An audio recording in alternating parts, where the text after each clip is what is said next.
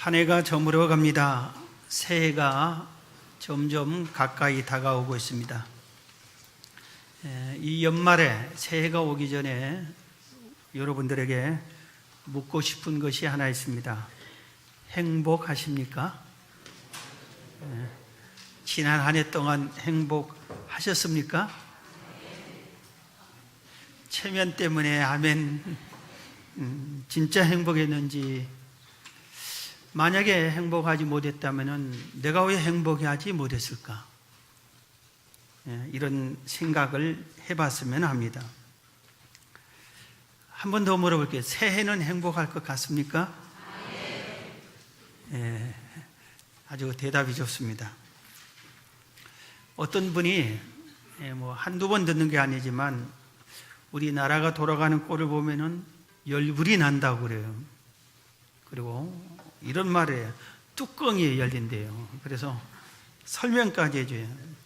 냄비에 물을 팍팍 끓으면은 저절로 냄비 뚜껑이 열린 것처럼 내가 열불이 나가지고 뚜껑이 열릴 것 같다고.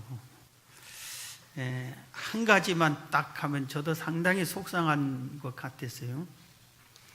조류 인플루엔자, AI 바이러스가 철새들이 가져왔습니다.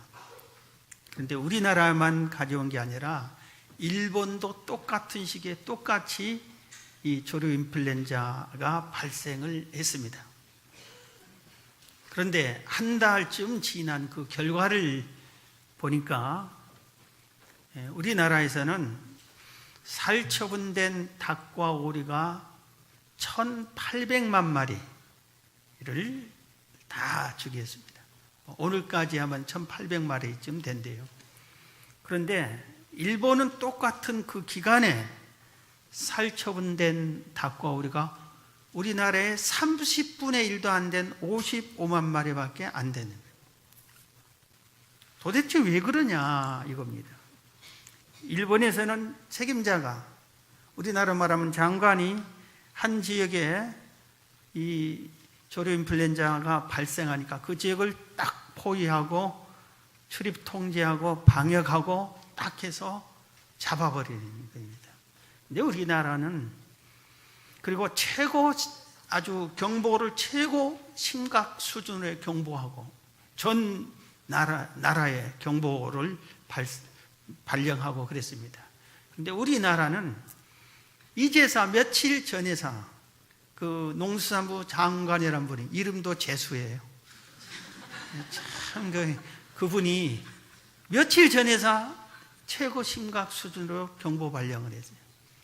발생하는 지역을 즉시 막아서 출입 통제 딱 하고 방역 딱 하고, 또 다른 데 발생하면 거기를 즉시 출입 통제하고 방역하고 이러는데 우리는 그냥 조금 오염된 것을 다른 데 팔아버리기도 하지 않나. 이게 너무 늦다 이겁니다. 그래서 아주 나도 상당히 속이 상했습니다. 우리가 새해를 앞두고 있습니다. 이제 며칠 남지 않았는데 새해는 정말 행복한 해가 됐으면 간절한 그런 바람이 있습니다. 그래서 우리가 행복하려면 어떻게 해야 될까? 그리고 행복은 어디서 오는가? 제가 결혼할 때 가끔 결혼식 주례에 이 말을 하는데, 행복은 산 너머 남촌에 있는 게 아니라 강 건너 북촌에 있는 게 아닙니다. 행복은 부모가 물려주는 것이 아닙니다. 학교에서 배우는 것도 아니에요. 행복을 돈으로 살 수 있는 것도 아니에요. 내 인생을 내가 사는 동안에 행복은 나 스스로 만들어 가야 되는 것이에요. 그래서 우리는 우리의 인생이 정말 짧잖아요. 아무리 100세 시대라 해도 그 100세가 지나가는 화살과 같이 빨리 지나가 버리는데, 잠깐 사는 이 세상에서 우리가 행복하게 사는 것이, 그게 그리스도인의 삶이 아닌가 이겁니다. 행복하게 우리는 살아야 됩니다. 그래서 오늘 본문이 이런 얘기를 했어요. 1000년의 갑절을 산다 해도, 그러니까 2000살을 산다 해도, 내가 어떻게 간절히 바라서 큰 재물을 얻었다고 한다 할지라도 행복하지 않으면은 어머니 뱃속에서 태어나지도 못한 낙태한 사람보다 네가 더 행복한 것이 뭐냐? 행복하지 않으면 그 낙태한 자가 오히려 더 낫다. 낙태당한 자가. 그렇게 표현을 하고 있습니다. 이게 뭡니까? 인생은 행복하게 살라고 하나님은 우리를 이 땅에 보냈는데 행복하지 못한 것은 너희들 잘못 산 거다. 이렇게 말한 겁니다. 그래서 우리가 오늘 행복에 대한 것을 다시 한번 우리가 점검하고 내 삶이 행복한지, 행복하려면 어떻게 해야 되는지를 우리가 한번 살펴봐야 됩니다. 오늘 본문이 행복하게 사는 방법에 대해서 몇 가지를 가르쳐 주고 있습니다. 그래서 오늘 본문 중심으로 살펴봅니다. 첫 번째는 소원을 갖는 겁니다. 소원. 무슨 소원이에요? 오늘 내가 힘들고 어려워도 내일은 좋은 날이 있을 거다. 새해는 잘 될 것이다. 이런 소원을 갖는 겁니다. 행복한 삶에 대한 소원을 갖는 겁니다. 내가 소원을 가지면은 현실이 어렵더라도 소원이 있기 때문에, 미래에 대한 밝은 미래의 소원이 있기 때문에 내가 이 현실의 어려움을 이겨나갈 수 있고, 이 현실의 어려움 때문에 속상하고 불행하고 그러지 않는다 이겁니다. 소원을 가져라 이겁니다. 뭐 소원이라고 했지만 꿈이요, 희망이요, 비전이요, 그거 비슷하게 우리가 생각할 수 있습니다. 내가 이 세상을 살면서 죽지 못해 산다. 먹고 살기 위해서 어쩔 수 없이 산다. 이렇게 사는 사람보다 내가 내일은 잘 될 거야. 지금은 어려워도 내일은 좋은 날이 올 거야. 이런 소원을 갖고 사는 사람이 행복하다 이겁니다. 다행히 성경을 보면은 하나님께서는 하나님을 믿는 자녀들에게 소원을 수시로 주신다고 그랬어요. 그리고 그 소원이 이루어지게끔 도와주신다고 그랬어요. 하나님 우리에게 소원을 수시로 너 이런 소원 좀 가져라 이렇게. 빌립보서 2장 13절에 보면은 너희 안에 행하시는 이는 하나님이시니, 내 안에 행하시는 이는 하나님이시니 자기의 기쁘신 뜻을 위하여 너희에게 소원을 두고 행하게 하신다. 우리에게 하나님이 소원을 두신대요. 그뿐만 아니라 시편 37편 4절에 보면은 또 여호와를 기뻐하라. 그가 내 마음의 소원을 내게 이루어 주시리로다. 누가 우리의 소원을 이루어 주신다고요? 하나님께서 우리에게 소원을 이루어 주신대.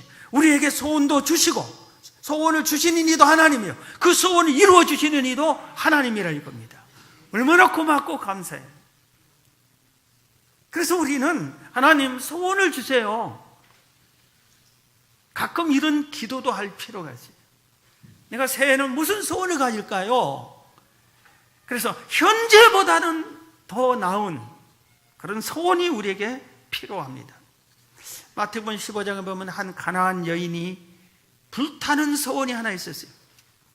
그게 뭐냐면은 자기가 사랑하는 딸이 하나 있는데 이 딸이 귀신 들린 겁니다. 그래서 내 딸이 귀신에서 벗어나서 건강을 회복하는 간절한 소원이 있었습니다. 그래서 세 사람들은 어떻게 사냐고, 얼마나 딸 때문에 고생을 해줘. 아니야, 내 딸은 고쳐질 거야. 내 딸은 건강 회복할 거야. 그러면서 그것을 극복해 나갔습니다. 온갖 방법을 다 동원해서 치료하는데 귀신 들린 것이 쉽게 낫지 않잖아요. 그런데 예수님이 귀신을 쫓아내는 이 기쁜 소식을 들었습니다. 그래서 예수님께 찾아갔습니다. 예수님, 나를 불쌍히 여겨주고 내 딸의 귀신 들린 것을 고쳐주세요 하고 간절히 부르짖었습니다. 그런데 예수님이 들은 척도 안 하셔요. 여러분, 기도할 때 하나님은 어떨 때 전혀 들은 척도 안 해도 이 여인을 생각하세요. 그래서 이 여인이 에라 이제 내 딸 못 고친다고 인생을 불행하게 사는 것이 아니라 어떻게든 어떻게든지 내 딸을 고친다는 이 간절한 소원이 있었기 때문에 예수님이 거절했는데도 불구하고 후퇴하지 않고 다시 도전합니다. 주여, 나를 불쌍히 여겨주고 내 딸 좀 고쳐주세요 하고 또 매달렸습니다. 그랬더니 제자들이 안쓰러워서 제자들이 도와줍니다. 주님, 저 여인 병 좀 고쳐주세요. 다른 사람 병은 그렇게 잘 고쳐주더니 왜 저 여인 안 고쳐줍니까? 하고 제자들이 또 부탁까지 했습니다. 그런데도 예수님께서 놓아버립니다. 이 여인과 제자들이 합세해서 부탁해도 예수님께서는 거절했습니다. 그러니까 이 여인이 포기했을까요? 아닙니다. 간절한 소원이 있잖아요. 내 딸을 어떻게든 고쳐야 된다. 그런데 내 딸을 고칠 수 있는 유일한 길이 예수님밖에 없다는 것을 그는 믿었고 알았어요. 여기서 끝나면은 내 인생이 끝난다. 내 딸도 끝난다. 이런 생각에 다시 예수님께 도전합니다. 이번에는 가던 예수님의 길 앞에, 예수님 앞에 가로막았습니다. 무리해야 할지 어쩐지 모르고 무조건 가로막았습니다. 그리고 가게에 엎드렸습니다.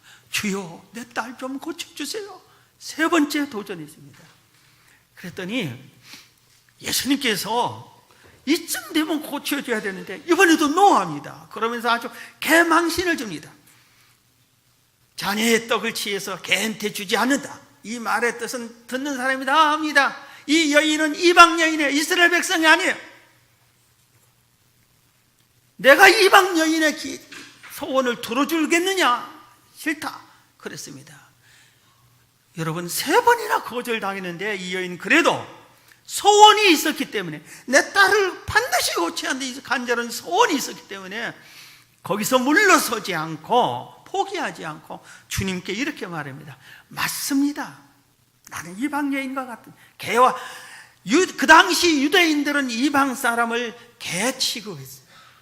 맞습니다. 나는 이방 여인입니다. 가나안 여인입니다. 그러나 개도 주인 상에서 버려진 부스러기를 먹지 않습니까? 그 부스러기 은혜라도 주세요. 그때 예수님께서 마태복음 15장 28절에 이렇게 말씀하셨어요. 이에 예수께서 대답하여 이르시되 여자여, 내 믿음이 크도다. 내 소원대로 되리라. 내 소원대로 되리라. 간절한 소원을 가지고 그 소원이 이루어졌습니다. 이 여인의 삶이 어떻게 됐어요? 얼마나 행복해졌겠어요? 소원을 갖는 자는 이 세상을 행복하게 살 수가 있는 거예요. 그래서 우리는 소원을 가져야 돼요. 소원을 가지면 이 현실의 삶이 고통이 있고 역경이 있고 슬픔이 있고 어려움이 많고 파도 치는 문제들이 몰려와도 밝고 좋은 희망찬 내일이 있다는 그 소원을 붙잡기 때문에 그 어려움을 다 극복해 나가는 것입니다. 자, 한번 또 물어볼게요. 우리가 성경에 믿음의 조상 중에 요셉이 있잖아요. 요셉이 형들이 시기에서 노예로 팔았습니다. 노예 생활을 했어요. 그 주인에게 충성을 하는데 그 주인이 요셉을 감옥에 보냈어요. 요셉의 노예 생활이 행복했을까요? 감옥 생활이 행복했을까요?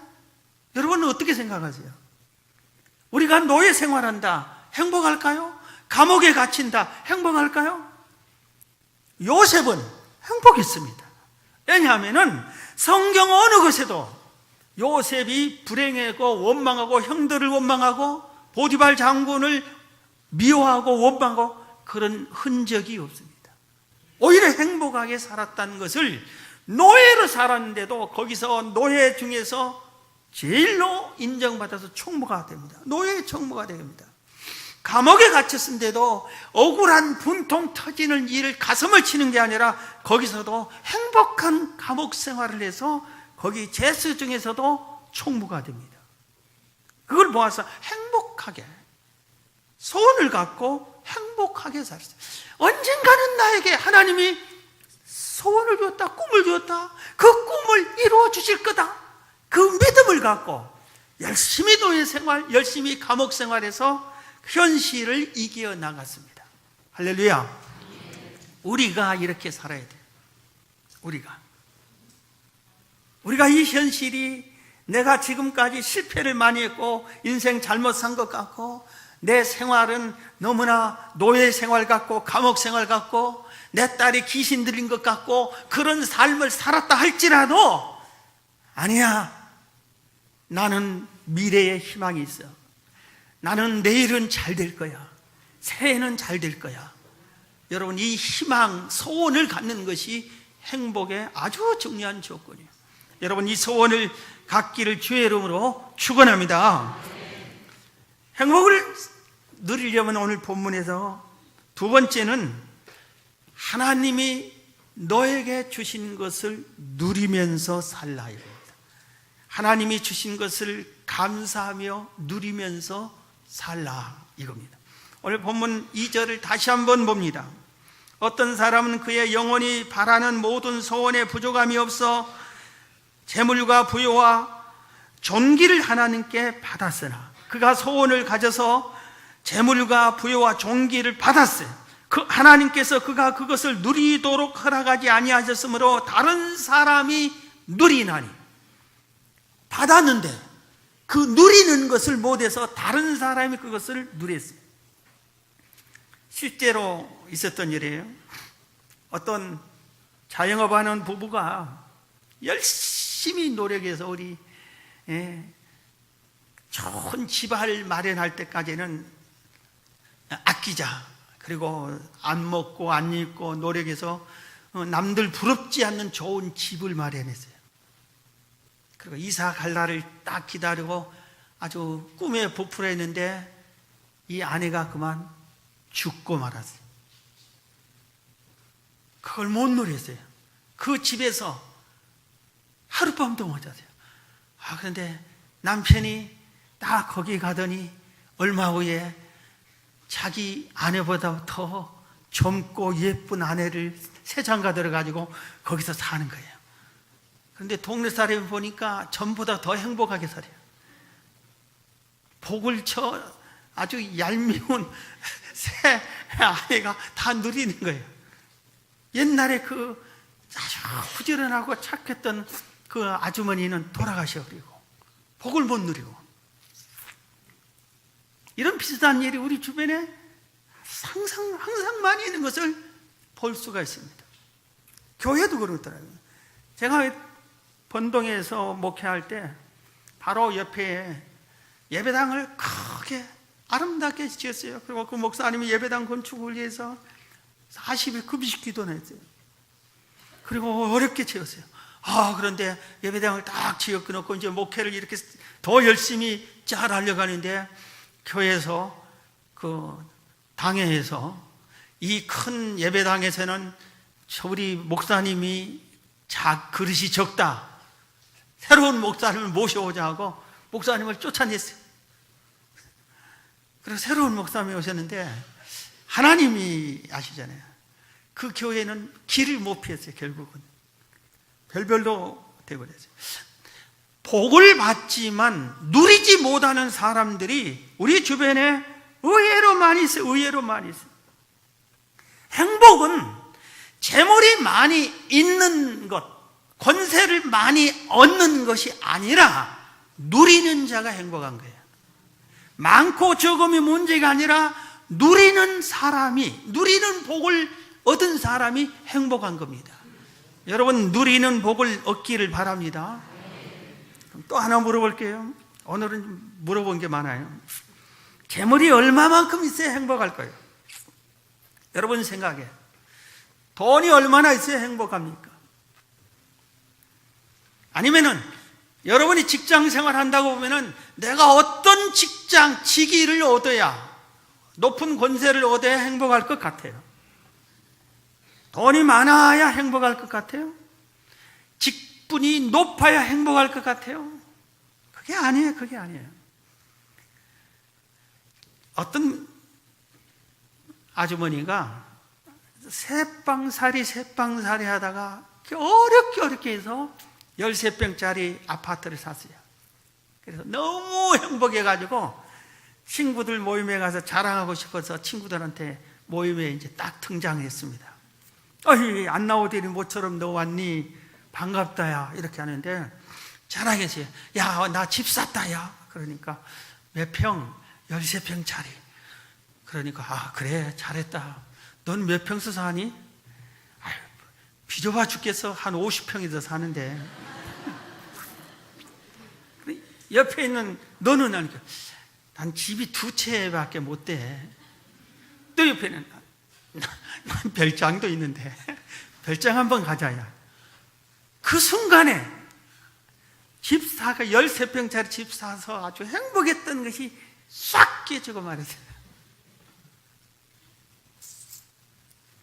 또 어떤 분이 모임을 참여했어요. 맨날 어렵게 하다가 조그마한 경치 하나를 겨우 샀어요.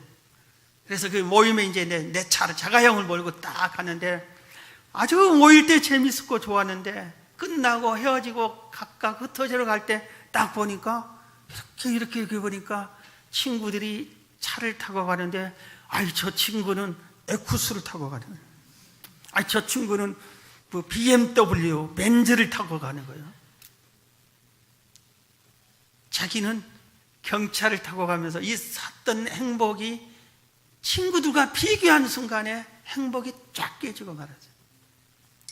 여러분, 우리 인생은 남과 비교하는 동안의 행복이 금이 가고 맙니다. 절대로 비교하지 마세요. 내게 현재 하나님이 주신 것에 감사하면서 누릴 줄 알아야 돼. 내 처지에 내게 주신 것을 행복하게 감사하면서 누리는 것이 그 인생이 행복한 거예요. 우리는 되게 돈이 많으면 행복할 것 같은데 그렇지 않아요. 작년에 2015년 국가별 행복 지수를 발표했습니다. 어느 나라 국민들이 제일로 행복할 것 같아요? 해외여행을 가면은 미국 사람 아닌 것이 약이 오를 때가 종종 있어요. 식당에 가도 우리들은 같은 돈을 내는데도 나중에 오래. 한쪽으로 가래. 그리고 미국 사람 같은 사람들은 경치 좋고 좋은 장에서 먼저 먹으래. 그들이 다 먹고 남은 거, 물론 뷔페식이니까 채워는 놓지만 그들이 먹고 남은 것을 우리는 기다렸다가 먹을 때가 종종 있어요. 그래서 미국 사람이 참 행복할 것 같아요. 그런데 국가별 지수를 정확하게 통계해서 보니까 1위가 미국이어야 됐잖아요. 지금의 제일 강대국이니까. 천만의 말씀이에요. 미국은 그렇지 않습니다. 13위예요. 1위가 덴마크예요. 2위 스위스, 3위는 아이슬란드. 아이슬란드와 스위스는 조그만한 나라입니다. 아이슬란드는 조그만한. 4위는 어떤 온 나라가 너무 추운 노르웨이예요. 거기는 항상 춥습니다. 노르웨이예요. 5위가 핀란드. 영국은 23위, 일본은 53위, 우리나라는 58위. 중국이 2대 강대국 하는데 중국은 83위인가 됩니다. 돈이 많다고 행복한 게 아니라 이겁니다. 힘 있다고 행복한 게 아니라 이겁니다. 여러분, 한번 또 물어봅니다. 여러분 생애에서 가장 행복한 밥상이 언제였어요? 여러분 일생에 가장 행복한 밥상. 야, 난 기억이 아주 잊혀지지가 않아요. 너무너무 맛있고 기분 좋게 먹었어. 그게 언제예요? 어느 때예요? 며칠 전 새벽 예배 때 제가 얘기를 했습니다. 저는 어느 때냐면은 10여 년 전에 삼각산에서 40일 산상 기도한다고 산속에서 늦여름에 시작해서 겨울에 끝났는데, 겨울에 바닥이 이런 데 전부 다 얼음이 얼었고 얼마나 비닐하우스 안에서 자는데 춥겠어요. 춥고 거기가 이렇게 닫아 놓고 한다 해도 잠자리가 불편하고 아무도 보이지도, 사람도 없고 대화할 사람도 없고 전기도 없으니까 캄캄하고 어둡고 라디오도 없고 이런 데서 있는데, 하루는 꼭 라면을 먹었어요. 내가 여기 먹으러 온 게 아니라 기도하러 온 거니까. 그리고 밥은 또 한 끼는 밥을 먹었어요. 그래서 밥에 김치를 가져오면 다 시잖아요. 김치에 콩자반에 멸치에, 그건 좀 오래 가니까 이걸 세 가지를 넣고 밥 먹고, 라면은 김치 하나에 먹고. 그런데 어느 날 신김치에 신라면을 하나 끓여 먹는데 갑자기 이런 생각이 드는 거예요. 너무 행복한 거예요. 너무 맛있는 거예요. 그게 너무 행복해요. 그런데 저 산 밑에 평창동은 최하 집이 수십억짜리예요. 전부 수십억짜리입니다. 옛날에 평창동이 제일로 부자들이 사는 동네 중에 하나예요. 지금도 제일로 부자 동네, 수십억짜리예요. 그래서 그때 썼던 그 기록을 보니까 큰 소리로 내가 외쳤더라고요. 당신네들이 지금 뭘 먹는지 모르지만 나보다 더 행복하냐? 나보다 더 맛있냐? 내가 제일 행복하다 하고 글을 써놨더라고요. 그때 정말 좋았어요. 정말 행복했어요. 여러분 한우 명품 상어 지느머리 요리 그게 먹는 게 행복한 게 아니에요. 내게 주신 것을 행복하게 누릴 줄 아는 것이 진짜 이게 참 행복이에요. TV 프로에 제가 참 고마운 프로가 하나 있어요. 나 홀로 산다? 오지에서 산다? 그런 비슷한 제목인 것 같은데, 어떤 사람이 병이 들었어요. 죽을 것 같아요. 병원에서 치료가 불가능합니다 하니까 깊은 산속으로 갔습니다. 그리고 거기서 삽니다. 그리고 모든 걸 버리고 세상 모든 걸 보지 않고 자연과 함께 살다 보니까 건강도 회복되고. 그런데 를 찾아갔어요. 아니, 이 전기도 안 오고 캄캄하고 사람도 없는 데서 어떻게 사느냐고 물어보면은 그 사람들이 과거 떵떵거리고 살 때보다 지금이 훨씬 행복하다고. 그럼 아주 옛날로 돌아가서 이렇게 아주 건강하고 잘 나가고 그러면은 그리 갈 거냐? 무슨 소리? 절대로 안 내려간다고. 혼자서 꼭 보면은 어떤 사람은 두더지 옷을 입는 것 같고 수염이 아주 남발하고, 그런데도 혼자서 그 추운데 그 연못 하나 만들었고 추운데 거기 가서 찬물로 몸을 씻고, 그러면서도 그게 너무 행복하대. 자기네들은 모두 다 그 사람들이 먹는 음식들 하는 것이 참 불쌍하게 보이는데, 그 당사자들 중에 한 명도 여기 사는 것이 죽지 못해 산다, 불행하다는 사람이 한 명도 없는 거예요. 모두 행복하대요. 그래서 난 그 프로를 보고 참 저렇게 살면 돈 하나 안 들이고 정말 행복하게 잘 사네. 여러분 그 프로 좀 그런 것 좀 보세요. 행복을 누리면서 사는 거예요. 내 현실에 맞춰 누리는 겁니다. 남과 비교하면 그 순간에 행복이 깨지는 거예요. 하나님이 지금 내게 주신 것 만족하면서 감사하면서 이것을 누리면서 살아서 행복을 유지하시기를 주의 이름으로 축원합니다. 그 다음에 오늘 본문이 행복은 평안을 소유한 사람에게 있다고 그랬어요. 아까도 얘기했지요. 수천 년 산 사람 모든 것을 가진 것 같아도 평안이 없으면 불행하다고. 오늘 본문 4절 5절 보십시다.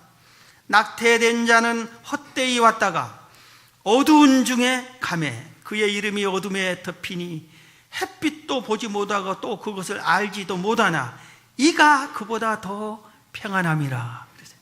그 앞에는 어떤 사람, 수천 년 살고 자기가 간절히 노력해서 모아 많은 부귀와 재물을 얻었어도 불행하게 사는 사람보다 낙태해서 어머니 뱃속에서 태어나지도 못하고 죽은 이 아이가 평안할 때 그게 더 행복하다 이겁니다. 평안이라는 것이 행복의 아주 중요한 요소라 이겁니다. 여러분 삶에 평안한가 한번 생각해요. 내 평안을 깨는 것이 무언가를 우리가 살펴서 평안을 우리는 소유해야 됩니다. 행복의 가장 큰 요소 중에 하나가 평안이에요. 그래서 성경은 샬롬이라는 단어를 많이 씁니다. 그래서 저는 문자 보내면 거의 모든 사람 샬롬 제일 먼저 보냅니다. 샬롬. 그리고 할 말을 합니다. 평안이 복 중에 가장 큰 복이에요. 자, 왜 우리가 평안하죠? 누가 날더러 당신은 왜 평안하죠? 물은다면은 내가 믿는 하나님이 살아계시니까, 내가 믿는 신이 신 중에 최고 신이니까, 내가 믿는 신이 하나님이 세상을 창조하셨고 나의 주인이니까, 내가 그 하나님의 자녀가 됐으니까, 내가 죽으면 천국 가니까, 그래서 평안하다 이겁니다. 하나님과 함께 하면서 이 세상에서 잠깐 가졌다가 다 놓고 갈 것을 만리 정리 이걸로 불평하고 하나님 원망하고 그럴 것이 아니라, 아까 말한 그대로 그건 비교할 것이 아니라 주신 걸 감사하면서 천국의 소망을 두고 하나님이 내 편인 걸 믿고 하나님의 은혜를 입으면서 평안하게 사는 것이 행복하다 이겁니다. 그래서 성경 시편 29편 11절에 보면 하나님은 여호와께서 자기 백성에게 힘을 주시며 여호와께서 자기 백성에게 평강의 복을 주시리라 그랬어요. 하나님이 하나님의 자녀들에게, 하나님 믿는 자들에게 평강의 복을 주시겠다고 했습니다. 그래서 우리들이 여호와 하나님을 제대로 잘 경외하고 섬기면은 평강의 복을 주십니다. 그래서 초대교회 주의 종들도 평강을 많이 복을 빌어줬어요. 데살로니가후서 3장 16절에 평강의 주께서 친히 때마다 일마다 너희에게 평강을 주시고 주께서 너희 모든 사람과 함께 하시기를 원하노라. 일마다 때마다 하나님이 너에게 평강 주시길 원한다, 평안 주시길 원한다 이 말입니다. 하나님은 우리에게 평강 주시기를 원하는데 우리가 그걸 거부합니다. 뭘로? 말로, 특히 말로. 그래서 민수기 14장 28절 하반절에 보면 너희 말이 내 귀에 들린 대로 내가 너희에게 행할 것이다. 내가 행복을 말하면 하나님이 행복을 주는 것이고, 행복을 하게 살 수 있는 조건을 주었는데도 불행해 남과 비교하면서 속상하면 네 인생은 불행하고 속상하게 될 것이다. 네 말이 내 귀에 들리는데 내 귀에 들린 대로 너에게 해줄 거다 그랬습니다. 어떤 아버지가 어린 아들을 데리고 뒷산에 올라갔습니다. 그래서 뒷산에 올라가서 아들이, 아버지가 소리 한번 질러버리니까 야호 하니까 저쪽에서 야호 야호 야호 하는 겁니다. 메아리가 지금. 이 아들이 깜짝 놀라서 누가 내 따라하네? 야! 그러니까 뒤에서 또 메아리가 야 이렇게. 이 나쁜 놈아! 그러니까 나쁜 놈아. 아빠 저 산에 누가 있는 나쁜 놈이 있다고 그랬더니, 그래서 아빠가 빙그레 울으면서 좋은 말 해봐라. 사랑한다 하고 소리쳐봐라. 그래서 마음을 가다 놓고 사랑한다 해보니까 사랑한다. 우리가 말한 대로 되는 게, 내가 남이 볼 때는 어떻게 힘들게 살아요? 나 행복해요. 그 사람은 진짜 행복하게 되는 거예요. 진짜 행복하게 살고 있는 거고 앞으로 행복하게 돼요. 왜? 그가 행복하다고 말을 하기 때문에. 행복할 수밖에 없는데 속상해 죽겠어요 하면 그 사람은 앞으로 갈수록 속상할 일만 터질 거예요. 자기가 그렇게 믿고 그렇게 말하니까. 여러분, 한 여학생을 소개하겠는데, 지난 11월 17일 날 전국적으로 수능이 있었잖아요. 수능의 아주 아름다운 여학생의 내용이 이렇게 언론에 소개됐어요. 이 여학생은 경찰대학에 들어가는 것이 꿈이었습니다. 그런데 실패하고 재수를 했습니다.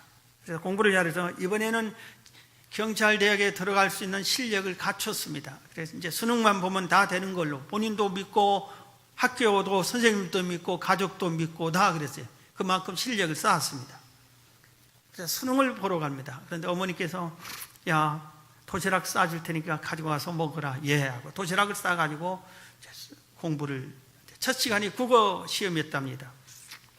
시험을 치고 다 치는데 마지막 국어 시간 마지막 때쯤 돼서 어머니가 싸준 도시락에서 핸드폰이 따르릉 하고 울려버린 겁니다. 여러분, 핸드폰 가지고 들어가면은 해실당하는 거예요. 거기에 이름은 그대로 부정 시험으로 돼서 쫓겨난 겁니다. 그래서 쫓겨났습니다. 그러면 어떻게 됐어요? 이 학생이 집에 와서 울고 불고, 엄마 왜 핸드폰을 넣었냐고, 그것도 모르고 왜 모르고, 도시락만 싸주지 핸드폰을 왜 그 속에 넣었냐고, 그리고 전화를 할 것 같으면 쉬는 시간에 하지 왜 했냐고, 엄마하고 싸우고 울고 불고, 이제 내 인생 어떻게 됐냐고 그래야 될 거 아닙니까? 여러분이 그랬다면 그럴 것 아니에요? 그런데 이 학생이 이 수능생들만 이해한 그 홈페이지 같은 게 있는데 거기다 이렇게 글을 써 올렸어요. 그래서 모두 다 감동을 받았어요. 부정행위로 걸린 재수생입니다. 제목이 이거예요. 그러면서 엄마가 도시락 가방을 주시길래 그대로 받아서 시험 치러 갔는데 국어 시험 끝날 때쯤 벨소리가 울려서 국어만 치고 집에 왔어요. 그런데 그 뒤에 내용이 저 때문에 신경 써서 속상한 우리 그 수험생들에게 죄송합니다, 그렇게 죄송하다는 글을 올려줬어요. 그래서 이걸 보고 고순청이라고 하는 회장님이, 식품업 하는 회장님이, 이런 학생, 이런 역경 중에 남을 배려할 줄 알고 자기를 수습할 줄 알고 이런 학생을 도와주고 싶다, 도와주려고 하는데 연락이 안 돼요. 그래서 부산 교육청에 연락하고 교육청 도움으로 학교를 찾아내고, 학교에도 알는데 이 여학생의 전화번호를 못 찾으니까 교감 선생님을 이렇게 어떻게 해가지고 찾아서 연락을 했어요. 도와주고 싶다 했더니 이 학생이 또 이렇게 말했습니다. 저보다 더 어려운 학생을 도와주세요. 저는 삼수하겠습니다. 그리고 우리는 삼수할 준비할 만큼 그래도 우리 집안은 견딜만 합니다. 이렇게 글을 남겼어요. 아주 역경과 시험이 닥쳐왔는데 평안한 걸로 처리했어요. 이 학생의 앞길이 얼마나 평안하겠어요? 얼마나 많은 사람들에게 평안의 감동을 주었어요. 이보다 못한 것 가지고도 싸우고 다투고 난릴 텐데. 우리는 교회에서도 불행한 사람이 있어요. 교회 와서도 누구 때문에 그리고 누구는 뭐하고 나는 이렇고 비교하면서 교회에서도 불행해. 신앙생활하면서도 불행해. 가정에서도 불행하고. 우리 고쳐야 됩니다. 생각을 고쳐야 돼요. 자, 우리 성경 한 구절 말씀 주고 말씀을 마치려 합니다. 신명기 10장 12절 13절에 이스라엘아, 내 하나님 여호와께서 내게 요구하는 것이 뭐냐? 하나님이 우리에게 요구하는 것이 곧 내 하나님 여호와를 경외하여 그의 모든 도를 행하고 그를 사랑하며 마음을 다하고 뜻을 다하여 내 하나님 여호와를 섬기고 내가 오늘 내 행복을 위해서 내 명하는 여호와의 명령과 규례를 지킬 것이 아니냐. 이게 뭡니까? 네가 행복하고 싶으냐?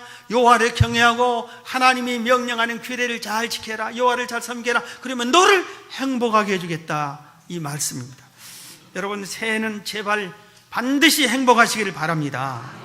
그러기 위해서 소원을 갖고 현재 주신 것에 감사하고 누리면서 살고 하나님이 주시는 평안을 찾아 소유하면서 여호와를 잘 경외하여서 새해는 행복한 새해가 되기를 주의 이름으로 축원합니다.